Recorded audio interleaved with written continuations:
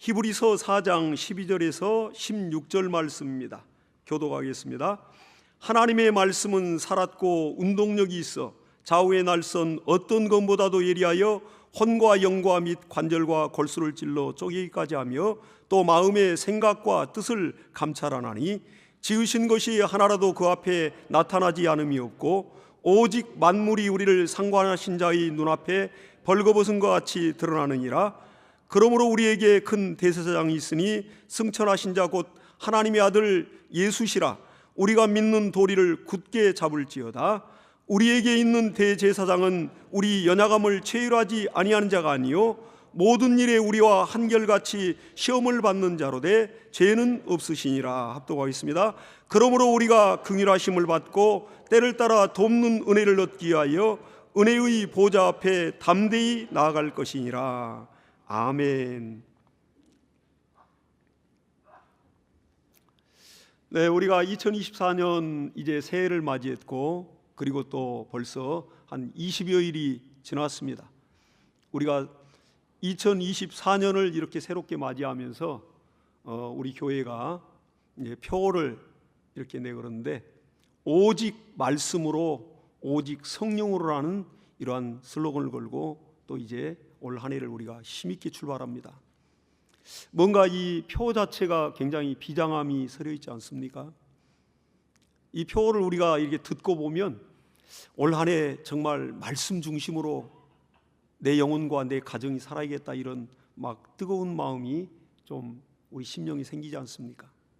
물론 우리가 연약해서 정말 이렇게 하나님의 도움이 아니면 작심삼일 또 용두삼일 그런 말이 있지 않습니까? 결단을 하고도 3일을 못 간다 할 정도로 그렇게 연약한 것이 또한 우리 인간이고 그리고 저와 여러분입니다. 그래서 항상 그래서 우리는 회개하고 또 쓰러졌다 할지라도 무너졌다 할지라도 또 말씀 붙들고 또 하나님의 말씀 붙들고 일어나는 거 아니겠습니까? 그러듯이 어떠한 상황 연약한 거 이미 하나님도 우리를 아시고 또 우리 연약함을 아시고 체휼하신다고 그랬습니다. 그래서 하나님께서 직접 말씀이 사람으로 오셔서 우리 연약성을 다 경험하시고 몸으로 몸소 경험하시고 우리를 불쌍히 여기시고 긍휼히 여기시는 그 하나님의 아들 예수 그리스도의 체휼하심이 저와 여러분에 있기 때문에 우리가 매 순간 담대하게 하나님을 의지할 수 있는 겁니다. 우리 표어에서 이렇게 얘기했듯이 말씀으로 성령으로. 그러면 말씀과 성령의 관계가 어떤 관계라고 생각하십니까? 저는 이렇게 말씀과 성령 하면 이건 뗄래야 뗄 수가 없는 불가문의 관계구나 하는 것을 저와 여러분 바로 이렇게 알지 않습니까? 그러니까 말씀과 성령, 저는 바늘과 실인 것 같아요. 바늘 가는데 실 가고. 그러니까 어떤 사람이 이렇게 바느질을 해서 옷을 디자인해 가지고 바느질을 했습니다. 재봉질을 했든 바느질을 했든 바늘이 들어가는 거 아니겠어요? 근데 이 바늘이 말씀이라면 그 바늘은 정말 곧게 가는 겁니다. 하나님의 말씀은 굴절이 없어요. 말씀은 곧 생명의 빛인데 어떠한 두꺼운 어떠한 이러한 장벽이 있다 하더라도 그대로 관통하고 갑니다. 하나님 말씀 타협이 없습니다.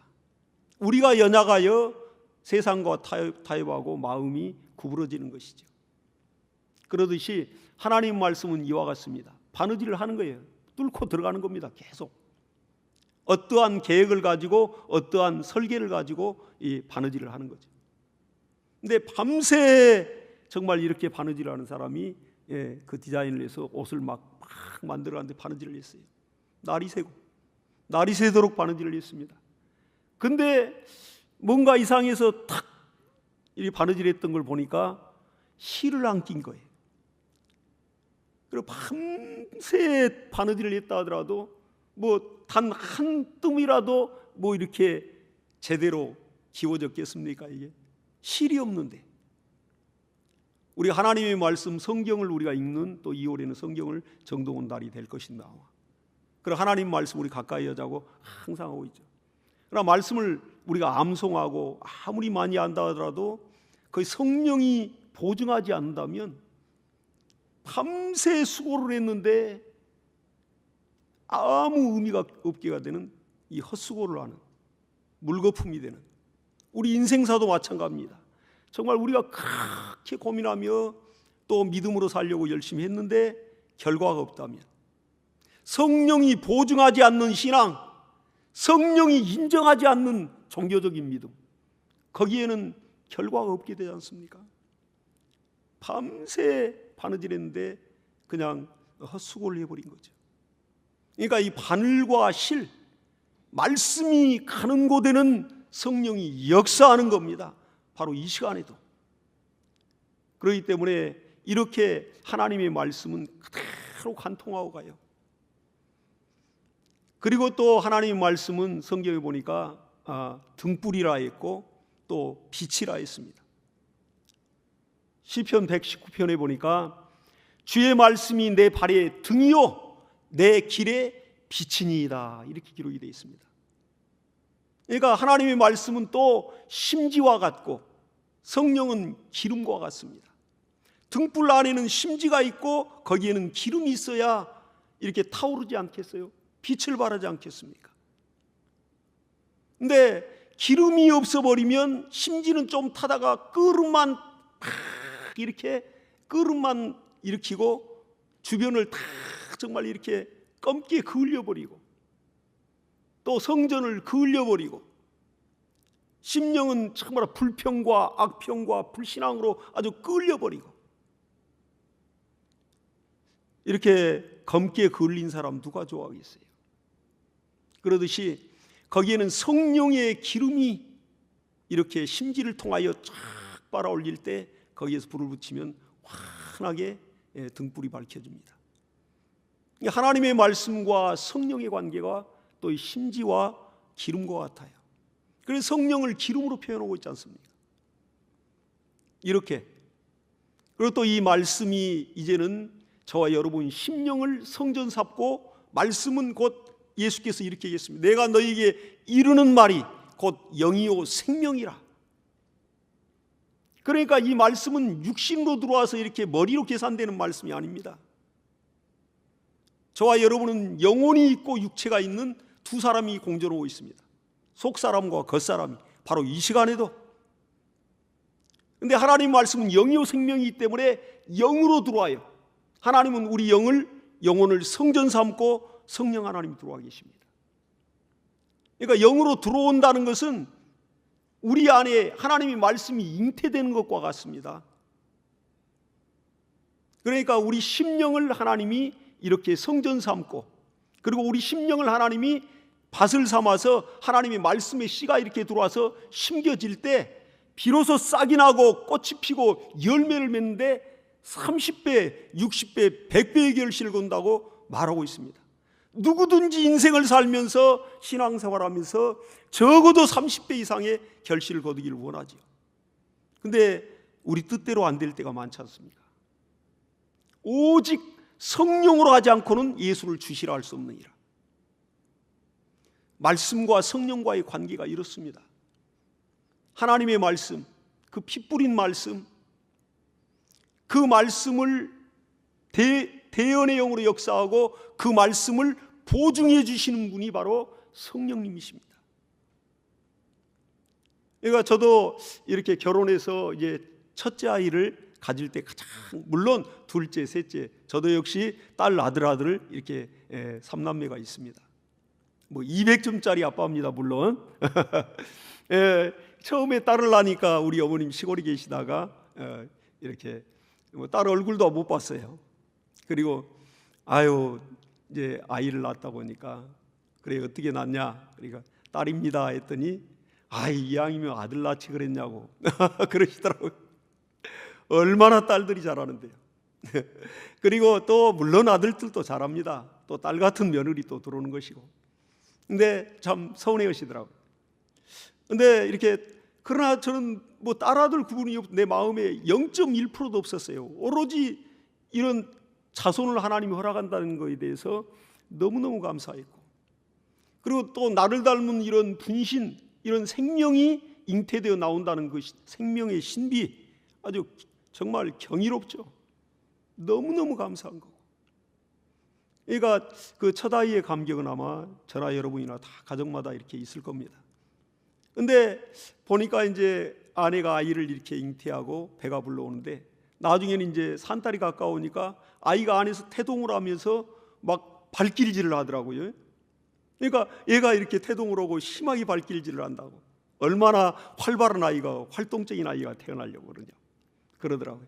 그래서 보니까 정말 배가 이렇게 불렀는데, 보니까 울퉁불퉁 안에서 생명체가 막 진짜 발길질을 해요. 그래서 내가 배를 이렇게 만져보니까 내 손인데가 확 느껴질 정도로, 이렇게 느껴질 정도로 막 밀어찬단 말이에요, 안에서. 아, 정말 그 감동.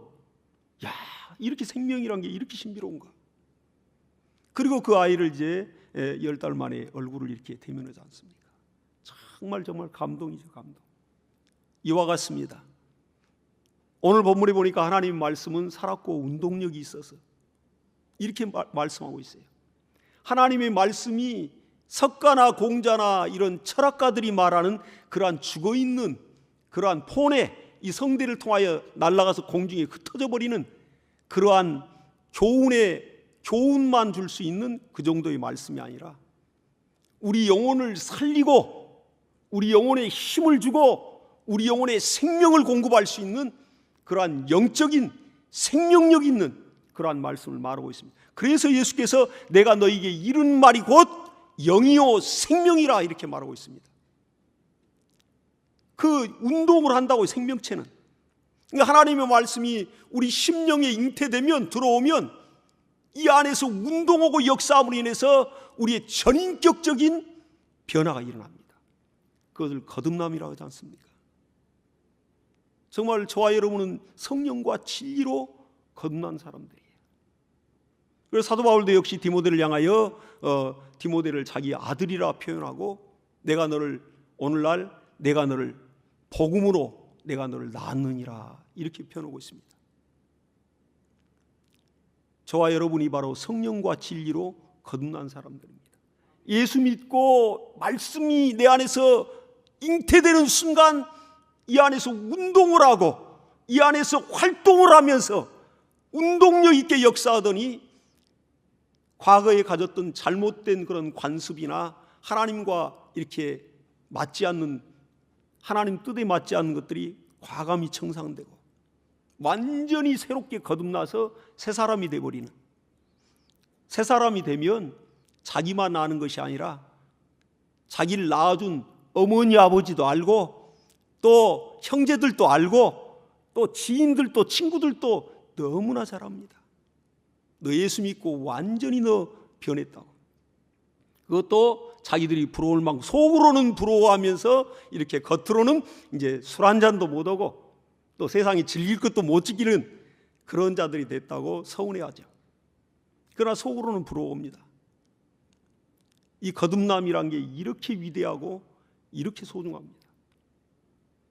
하나님의 말씀이 우리 안에 들어오면 이렇게 잉태가 되어서 이 안에서 정말 말씀이 역사하더니, 마침내 태동을 하더니, 마침내 운동력 있게 내 심령 골수를 쪼개면서 이렇게 참 새 사람을 만들어 가더니, 해산의 수고를 통하여 마침내 내가 죽어지고, 그 말씀에 순복하니까 눈물 나고, 내 욕심 내려놔야 되고, 내 아집 내려놔야 되고, 내 자아가 깨지고, 내 고집이 다 깨지고, 그리고 마침내 해산의 수고를 통하여 예수의 참 사람이 이렇게 되는 것입니다. 그게 바로 참 그리스도인 아니겠습니까? 저와 여러분이 이 과정을 다 거쳐서 오늘 이렇게 하나님 앞에 예배하는 사람들입니다. 그러니까 우리는 옛날로 돌아가서, 옛사람으로 돌아가서 예수 믿기 전에 그 사람으로 돌아가 살려면 우리는 숨 막혀서 못 살 겁니다. 아무리 억만금을 준들 우리는 그렇게 살 수 없습니다. 이미 거듭나 버렸기 때문에. 이렇게 하나님의 말씀은 우리를 변화시키고 있습니다. 그래서 이제 하나님의 말씀이 우리 안에 이렇게 잉태되니까 새 사람이 되듯이 역사가 있는데, 또한 하나님의 말씀만 잉태되는 게 아니더라고요. 하나님과 원수가 되는 탐심은 곧 우상숭배이라 하듯이 하나님과 지극히 정말 이 탐욕은 원수가 되고 사람을 타락시키고 신앙을 변질시키고 영혼을 아주 썩게 만들어버린다고 해요. 그런데 이 탐심, 이 탐욕, 곧 욕심도 우리 안에 잉태된다고 성경은 말하고 있습니다. 야고보서 1장 15절에 보니까 욕심이 잉태한 즉 죄를 낳고 죄가 장성한 즉 사망을 낳느니라, 이렇게 말하고 있습니다. 하나님의 말씀이 잉태되면 참 성령의 사람으로 새롭게 거듭나는데 하나님이 기뻐하는 사람이 되는데, 그러나 욕심이 들어와 잉태한 즉 좋은 신앙이 변질되고 타락하여 마침내는 정말 추악한 인간으로 전락하여 땅에 밟혀버리고 그 명예는 추락되고 마는 것입니다. 오늘 예배를 통해서 하나님 우리에게 촉구하고 있습니다. 하나님의 말씀이 어떻게든 내 안에서 이렇게 잉태가 되어 해산의 수고, 정말 나 자신을 부인하고 나 자신을 깎고 나 자신을 죽이고 나 자신을 도륙하여 말씀에 순복시키는 순간에 성령은 진리의 영이라 강력히 역사하며 말씀대로 살 수 있는 힘을 주십니다. 그러니까 성령으로 이끌리는 사람은 하나님의 말씀으로 사는 게 부담스럽지가 않아요. 옛날에 양복을 맞추면 안성맞춤이라고 하잖아요. 그때 그렇게 옷을 잘 맞추는 곳이 그 안성이 있었던 모양이죠. 안성맞춤이라고 그래요. 정말 하나님의 말씀이 그렇게 우리 영혼에 잘 맞는 옷과 같이 그렇게 편하고, 그 말씀대로 살면 그렇게 기쁘고, 그 말씀대로 살면 그렇게 자유하고.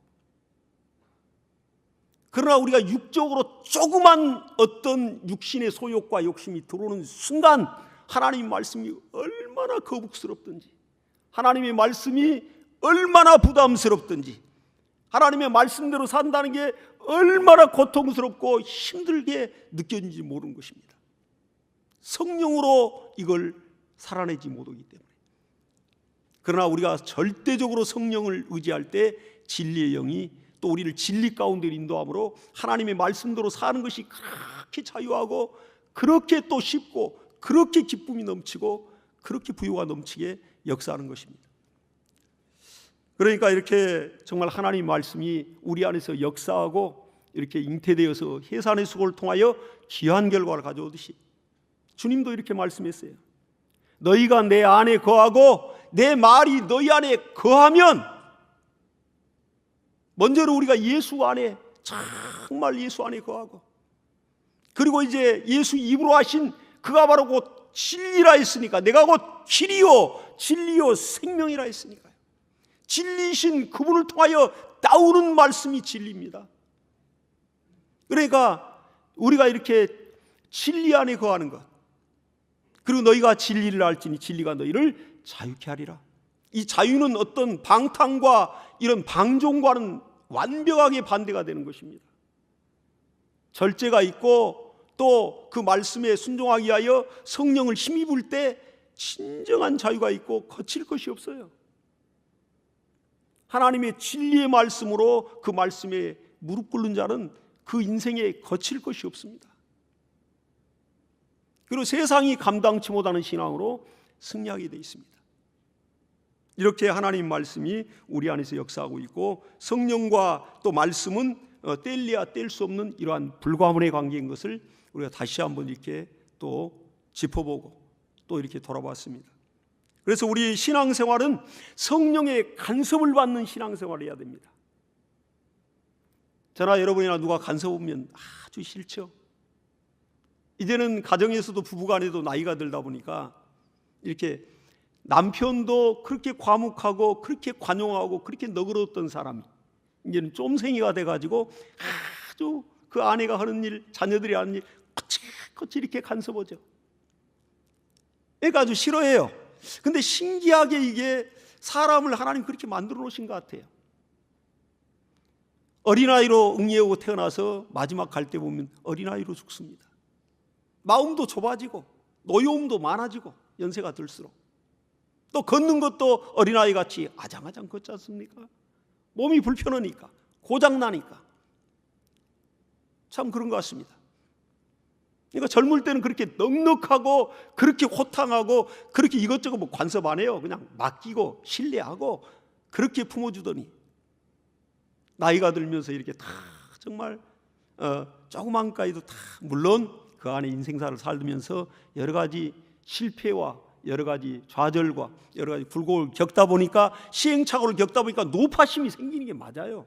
그러니까 자식들 볼지라도 이놈이 잘 돼야 되는데 그래서 이렇게 간섭하고 또 이렇게 간섭하다 보니까 잔소리가 돼버립니다. 그래서 아내들도 남편의 그 잔소리 굉장히 싫어하고요, 아이들도 그 아빠의 또 잔소리 굉장히 싫어합니다. 잘 되라고 하는 모든 것이지만은 그건 내 기준이고 이왕이면 좀 믿어주고 이왕이면 좀 품어주고 이왕이면 또 눈물로 다 잔소리할 시간에 기도하고. 그래서 하나님이 성령이 직접 그 안에서 각각 주인돼서 역사하니까 자녀들도 우리 소유가 아닙니다. 다 우리가 느끼고 깨닫는 바고 인정하는 바지만요, 어렸을 때는 내 소유같이 느껴지니까 어디 갈 때마다 따라다니도록. 그런데 벌써 아이들이 이제 좀 크면 절대 부모님 어디 가는데 잘 안 따라다닙니다. 이제 각자 독립적인 이제 삶을 사는 것이죠. 그러듯이 이렇게 그러나 그들의 심령 안에는 은혜 받고 성령님이 주인이 되고 하나님과 1대1로 사귐이 있고 하나님과 1대1로 상의하고 하나님과 1대1로 의논하면서 인생을 아마 끌어가게 될 것입니다.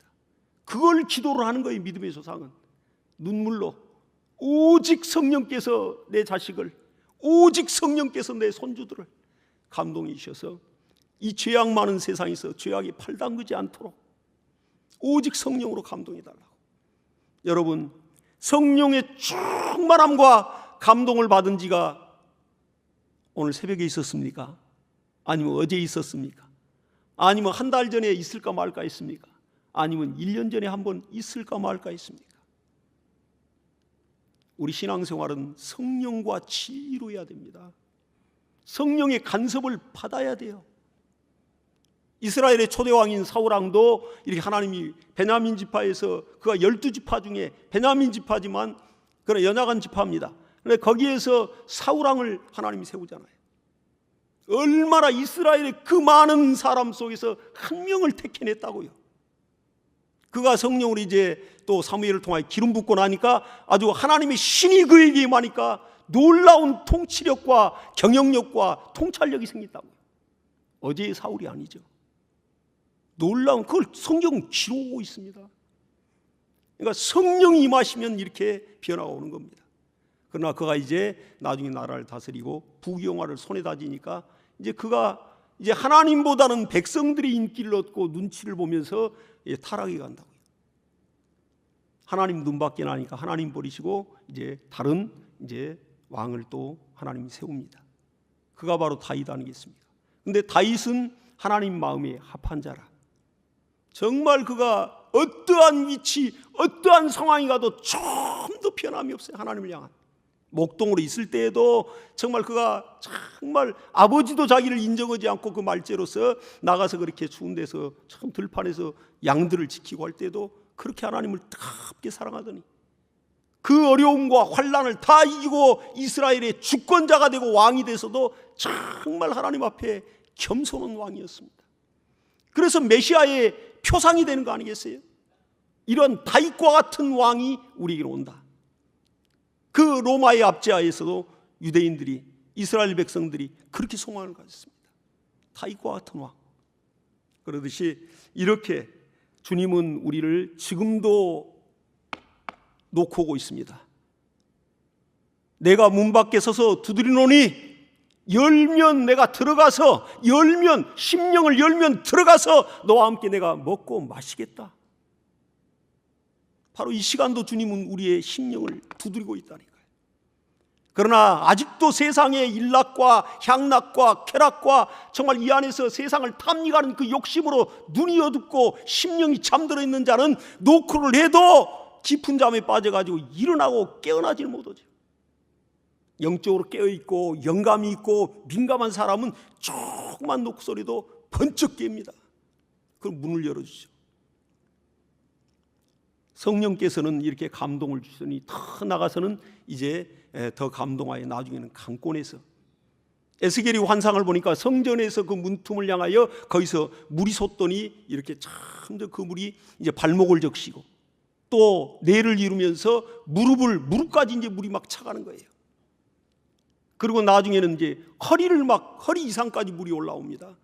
그때는 내 마음대로 걸을 수가 없고 내 뜻대로 내 의지대로 내 고집대로 안 되도록 하나님 우리를 사랑하여 성령으로 다 순종하는 자에게 정말 강권에서 강제로라도 끌고 다니면서 하나님의 뜻대로 일하다가 마침내는 면류관을 얻도록 하나님 역사하시는 사랑의 하나님이십니다.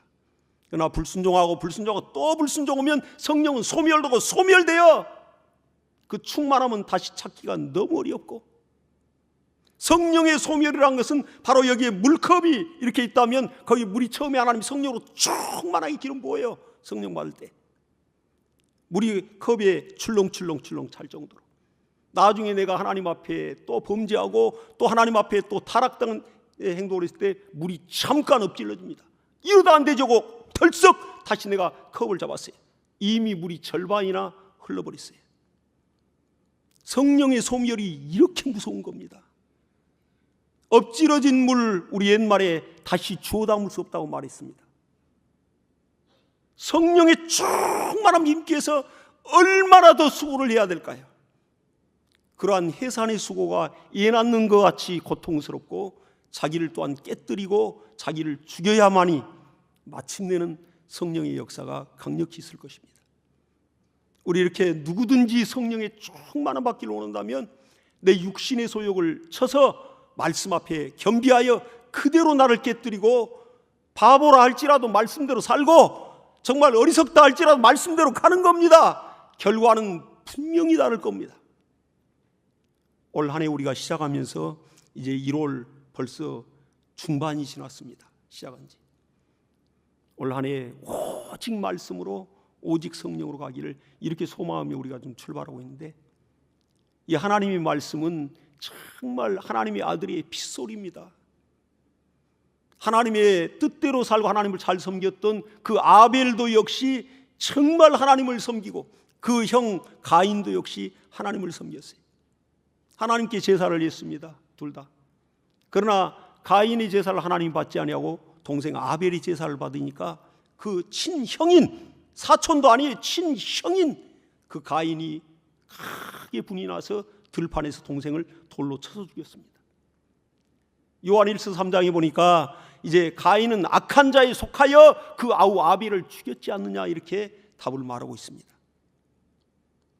내 예배, 내 제사를 동생은 받고 하나님의 영광이 임했는데 내 제사에는 하나님이 정말 응답을 안 했을 때는 자기 자신을 돌아보고 가슴을 치며 회개하며 철저히 통해야 마땅하건만, 마귀란 자가 악한 생각을 갖다 집어넣으니까 그 생각이 잉태하니 살인이 나온 거예요.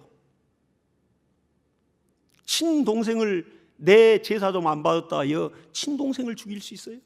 사람으로서 그렇게는 못하죠.